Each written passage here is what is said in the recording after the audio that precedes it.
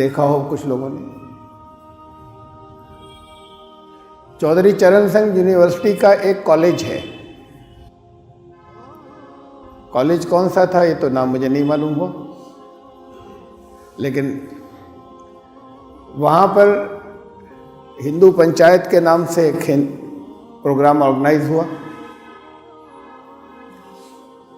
और उसमें ये स्वामी आनंद स्वरूप हैं, इनकी भी एक स्पीच हुई।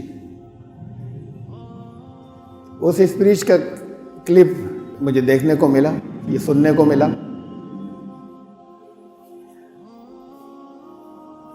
स्वामी जी कह रहे थे कि ये जितने मुसलमान हैं, अगर ये ऐसे नहीं आए तुम्हारी तरफ या तुमसे अगर हमसे अगर इनको ताल्लुक़ रखना है या हमसे कुछ जुड़ना है इन्हें, तो सबसे पहले तो इन्हें कुरान छोड़ना होगा,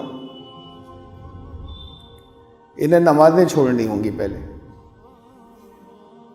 तो इन्हें तुम लोग सब बता दो कि तुम पहले कुरान छोड़ो, नमाज़ें छोड़ो, उसके बाद हमसे कोई मेल मिलाप हो सकेगा किसी भी तरह का।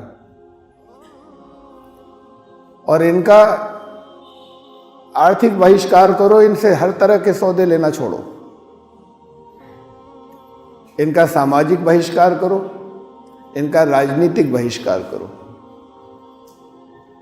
ये तो थोड़े दिनों में घुटने टेक देंगे, ये सब इस्लाम छोड़ छोड़ के हिंदू हो जाएंगे अगर तुमने ये किया तो। और वैसे भी 4 साल तो मैं नहीं कह रहा, ये वो जो उन्होंने कहा वो दोहरा रहा हूँ। वैसे भी अब 4 साल रह गए हैं, हिंदू राष्ट्र तो बनने वाला है, उसमें इनको वोटों का भी अधिकार नहीं रहेगा, जो इधर नहीं आ जाएंगे, जो बच जाएंगे। तो वोट देने का अधिकार भी इनका नहीं रहेगा, इनका और ईसाइयों का।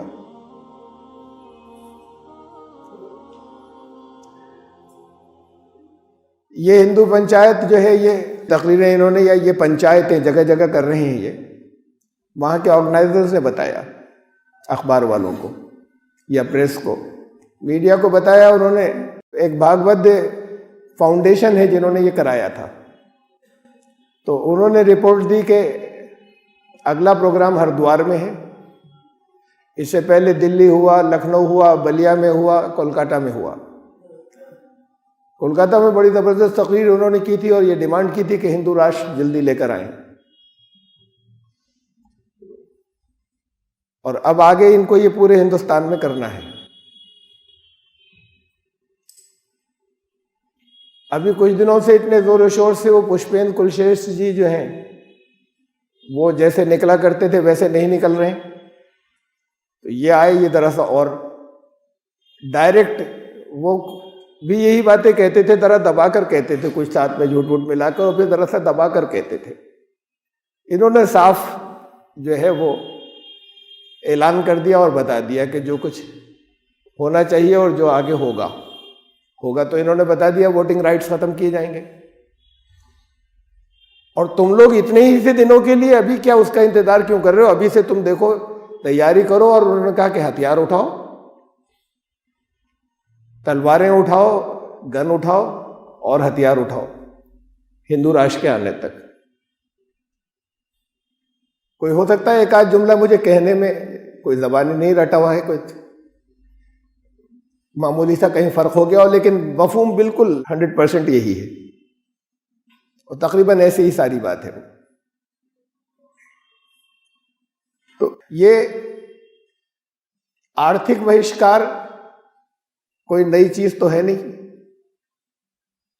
मुझे बातें तो इनकी बहुत ऐसा है कि जैसे अहमकाना हो। आर्थिक बहिष्कार कोई नई बात नहीं है, ये तो बरस से चला आ रहा है। हिंदू जहां कहीं कोई ऑप्शन होता है, मुसलमानों की दुकानों से सौदे नहीं लेते, मुसलमान लेते हैं हिंदू की दुकानों से। ये तो बरसों से चल रहा है, बरसों से किसी ऐलान के साथ में नहीं था, एक मिजाज था। अब इस तरह का ऐलान भी हो रहा है। इस आर्थिक बहिष्कार अगर हो ही जाए तो फायदा होगा, मुसलमानों का काफी फायदा होगा। जब वो समाजी बाइकाट भी कर देंगे, ये बात भी नहीं करनी है, तो फिर मुसलमान जितने हैं वो सब मुसलमानों से लेंगे सौदा। हिंदू तो पहले भी नहीं लेते थे।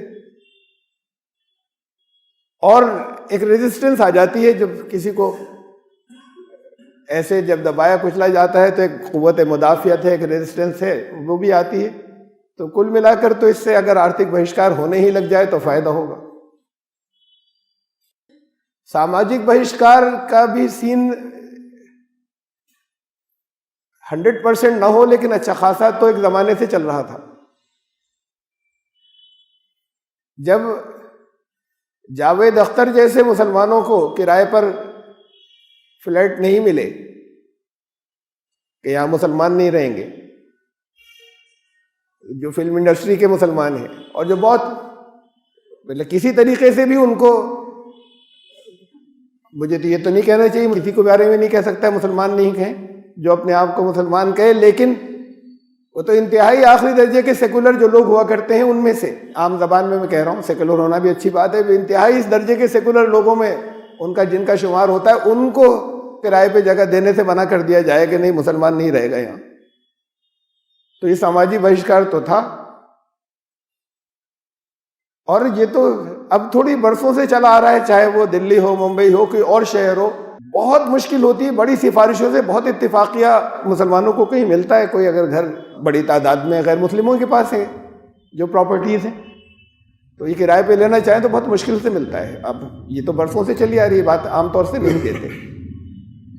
तो सामाजिक बहिष्कार भी किसी न किसी हद तक तो उसे 100% पूरा न कहें, चल ही रहा था। और राजनीतिक बहिष्कार भी सबको मालूम है कि जितनी हिंदू राइटिस्ट पार्टियां हैं, उन्होंने मुसलमानों को टिकट देना बिल्कुल खत्म कर दिया टोटल, कि हम सिर्फ हिंदुओं के वोटों पे दिखाएंगे जीतकर। तो आर्थिक बहिष्कार भी 100% ना हो, लेकिन अच्छा खासा एक इफेक्टिव आर्थिक बहिष्कार देखा, राजनीतिक बहिष्कार। अब ये ऐलान करने के बाद आए कुछ और मोबिलाइज हो जाए तो इससे कुछ फायदा ही होगा। ऐसा तो है नहीं कि टिकट देना शुरू कर देंगे, ये खत्म हो जाएगा आर्थिक बहिष्कार, ये राजनीतिक,